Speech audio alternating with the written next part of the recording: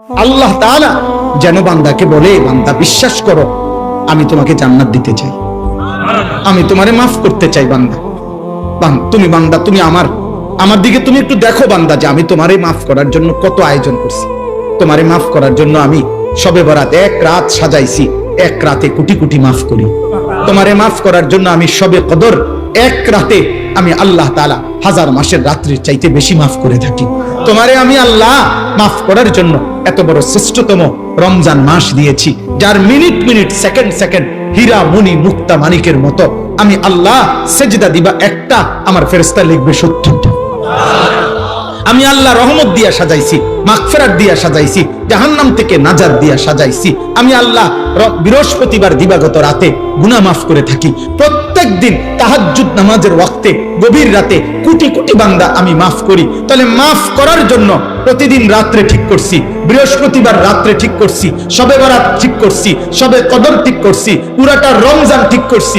এছাড়াও বান্দা 90 বছরের গুনাহ নিয়েও যদি কেউ আসে, আমি আমার বন্ধুকে বলছি, বন্ধু যদি সে সত্যিকার তওবা করে আমি একসাথে মাফ করে দেব। আসমান পরিমাণ গুনাহ নিয়ে আসলে মাফ করে দেব, পাহাড় পরিমাণ গুনাহ নিয়ে আসলে মাফ করে দেব, জমিনের বালুকণা পরিমাণ গুনাহ নিয়ে আসলে আমি মাফ করে দেব। তুমি এরপরে বলো বান্দা, আমি যদি তোমাকে জান্নাত দিতে চাইছি বলে কতভাবে আয়োজন করলাম, আমি আর কি বললে, আর কত সুযোগ দিলে তুমি জাহান্নাম থেকে মুক্তি পাইবা। আমি যদি বলি যে তাকে ভাই তোকে আমি আর কতবার বললে তুমি আমার কথাটা শুনবা। কোরআন শরীফ একটা আয়াত আছে, সাংঘাতিক কলিজা ছেঁড়া আয়াত, আমার এটা বেশি মনে হয়, আমি অনেকবার বলছি। কোরআনুল কারীমের একটা আয়াত আছে সূরা মুরসালাতের মধ্যে, আল্লাহ তাআলা 10 বার, এক সূরার মধ্যে 10 বার আল্লাহ একটা কথা বলছে, ওয়াইলুন ইয়াউমাইযিল লিল মুকাদ্দিবিন। আল্লাহ বলে মিথ্যাবাদী নাফরমানদের জন্য সেদিন জাহান্নাম জাহান্নাম জাহান্নাম জাহান্নাম জাহান্নাম জাহান্নাম, এভাবে 10 বার এক সূরার মধ্যে আল্লাহ বলছে। বলার পর শেষ, এই সূরার শেষ আয়াতটা আল্লাহ তাআলা একটা কথা বলছে, বান্দা ফাবিআইয়ি হাদিসিন বাদাহু ইউমিনুন, আমার বান্দা আমি আর কতবার বললে তুমি বিশ্বাস করবে। বুঝেননি? আমি আর কতবার বললে তুমি মানবে?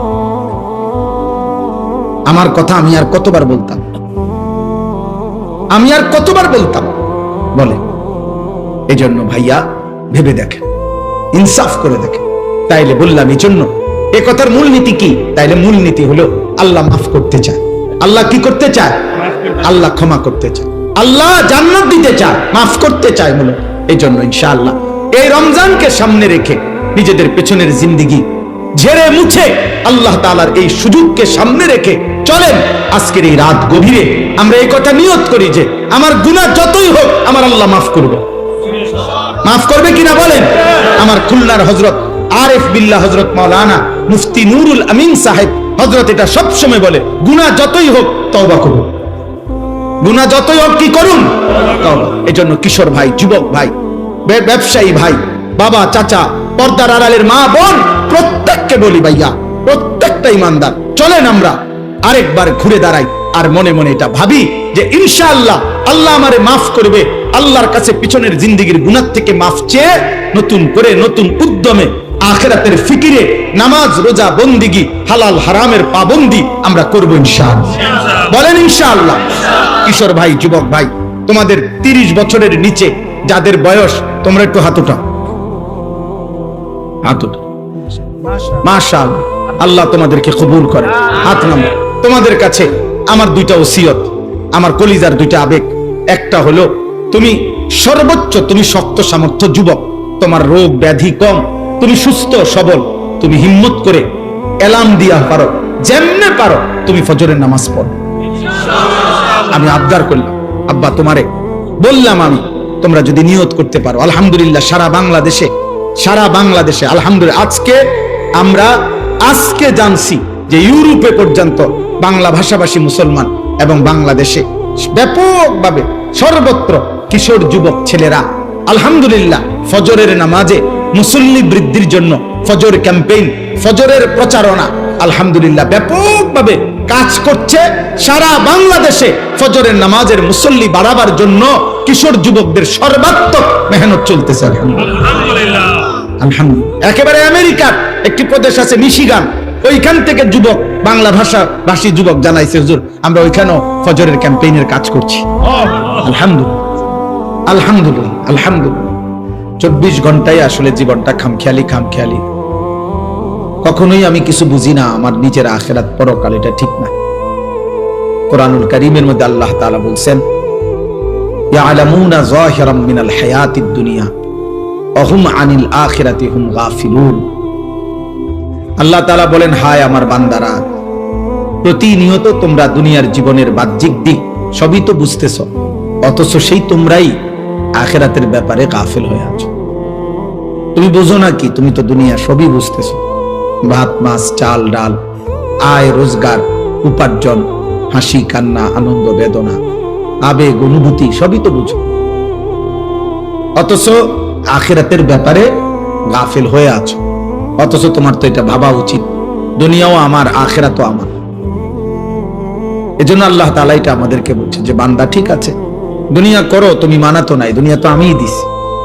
আয় উপার্জন, রোজগার, বাজার, ব্যবসা, চাকরি, ইনকাম, শরীর, স্বাস্থ্য, জীবন, যৌবন, সুস্থতা, সম্পদ, অর্থ, বিত্ত, আসমান জমিন তো আমারই দেওয়া, এই তো আমারই।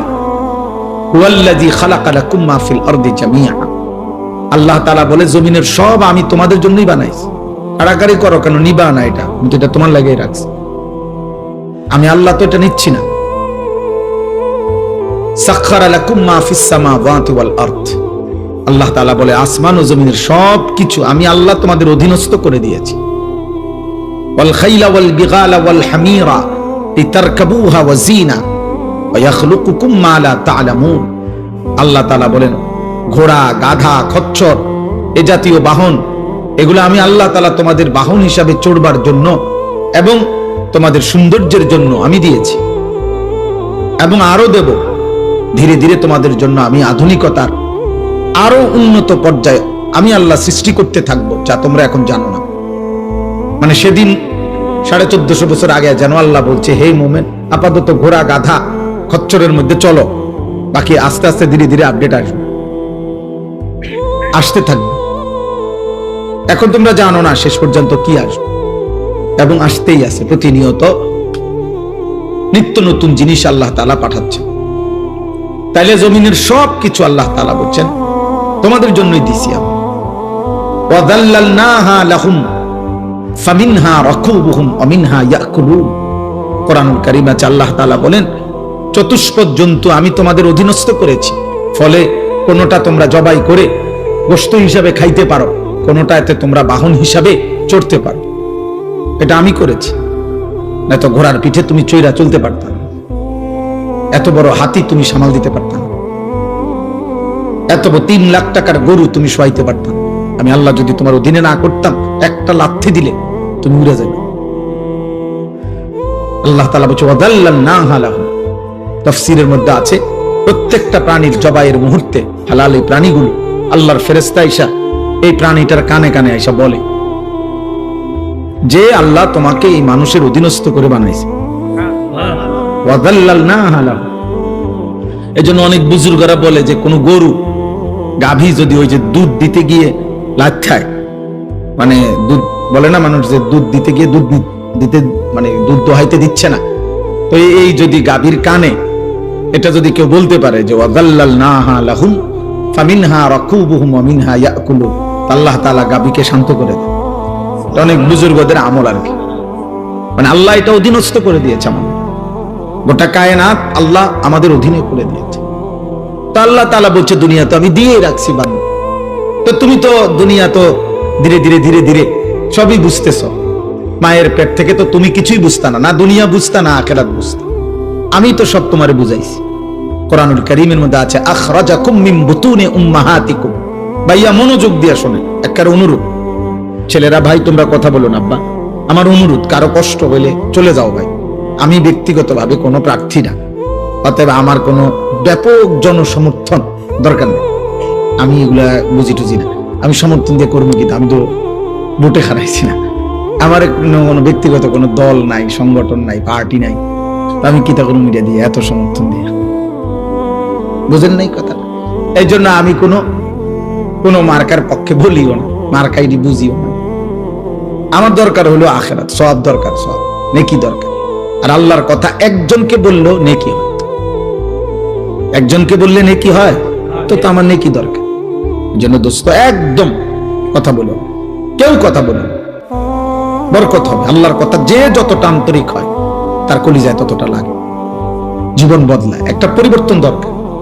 এমনি তো শুনে কতজনে কত কথাই, কিন্তু জিন্দেগি বদলানো। এই ছেলে, এই বাবা, এই ছেলে, মোবাইল এটা নামো, এতটা ছোট মানুষ তুমি বুঝো না বাবা, আবার পিছে চায় হে মানুষ যে বুঝছি না, বোকা মানুষ। তাইলে আমরা এটাই বলতে চাইলাম, আল্লাহ তাআলা আমাদেরকে এটা বলছে, বান্দা বিষয়টা কি, তুমি তো দুনিয়া বুঝতেছ, আমি তো বুঝাইছি তোমার। আখরাজাকুম মিন বুতুনি উম্মাহাতিকুম লা তা'লামুনা শাইআ, কোরআন শরীফে আছে, আল্লাহ বলেন আমি আল্লাহই তোমাদেরকে মায়ের পেট থেকে বের করে এনেছি এই অবস্থায় যে তোমরা কিছুই জানতে না। আমি আল্লাহই প্রথম তোমাকে শিখাইছি যে তোমার এই দাঁতবিহীন শুধু মারি দিয়া তোমার মায়ের বুকের স্তনে তুমি চাপ দিলে আমি আল্লাহ তাআলা তোমার রিজিকের জন্য দুধের ইন্তজাম করে রেখেছি। আমি তোমাকে এটা শিখাইছি। আল্লাহ বলেন আমি বাচ্চার কলিজায় এটা বুঝাইছি।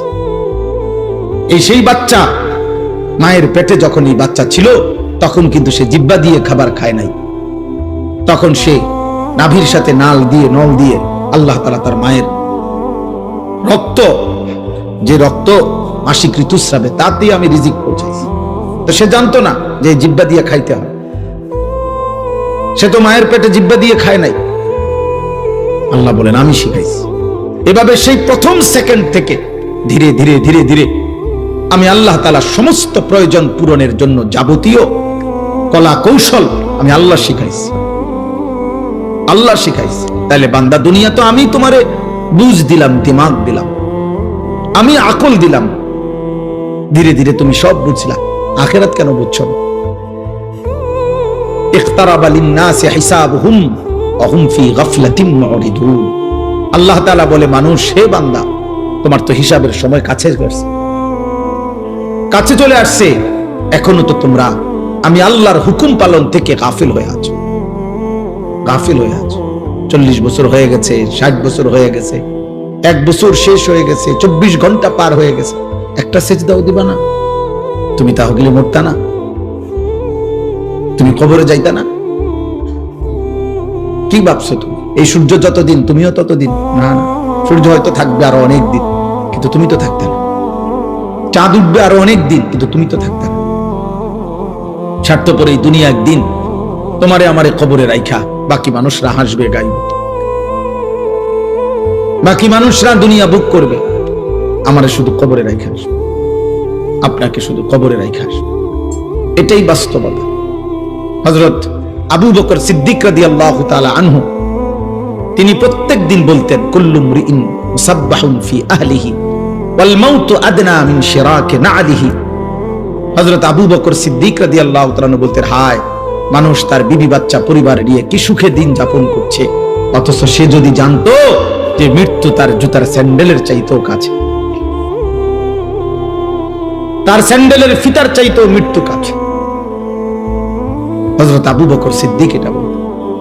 হযরত ওমর ফারুক রাদিয়াল্লাহু তাআলা আনহু 10.5 বছর মুসলমানদের খলিফা ছিলেন, অর্ধ পৃথিবীর বাদশা ছিলেন, কিন্তু কিতাবে আছে এই 10.5 বছর উনি একজন আলাদা কর্মচারী, গোলাম, আলাদা একজন লোক নির্ধারণ রেখেছিলেন যে ওমরের সাথে থাকতো সারাক্ষণ। আর থাইকা তার চাকরি, তার ডিউটি, একটা কাজ শুধু ছিল তার, কিতাবে আছে ওই লোকটা কিছুক্ষণ পর পর তার শুধু ডিউটি ছিল, সে শুধু মনে করায় দিত যে ওমর, দুনিয়ার মধ্যে দিল লাগাইও না, কবর তোমার নিয়ে যাবে, মৃত্যু তোমার হয়েই যাবে। এই ওনার চাকরি ছিল এটা, যে আখিরাতের কথা মনে করাইত। হযরত ওমর রাদিয়াল্লাহু তাআলা আনহুকে মৃত্যুর কথা স্মরণ করায় দিত, এজন্য তিনি একজন আলাদা লোক রাখছেন।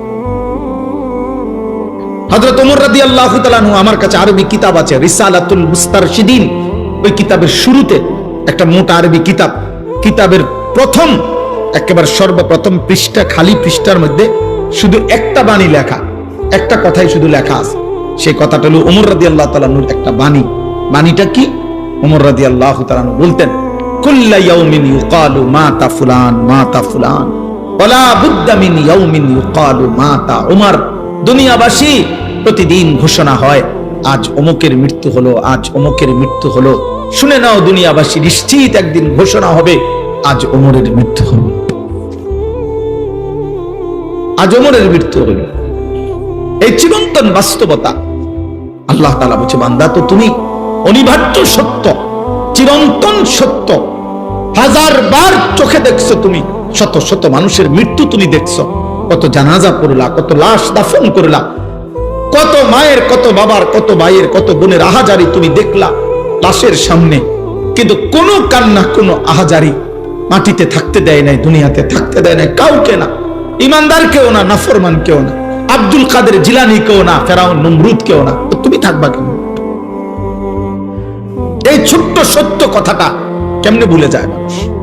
এত মিথ্যা, এত চুরি, এত ডাকাতি, এত জিনা, এত ব্যভিচার, এত মদ, এত জুয়া, এত নারী, এত অশ্লীলতা, এত গালি, এত হারাম, এত অবৈধ উপার্জন কেমনে করে মানুষ? তার উপরে আবার মুসলমান, সে কিভাবে করে? বুঝাই গেল মূল কারণ একটাই, ওর আখিরাত মনে নেই।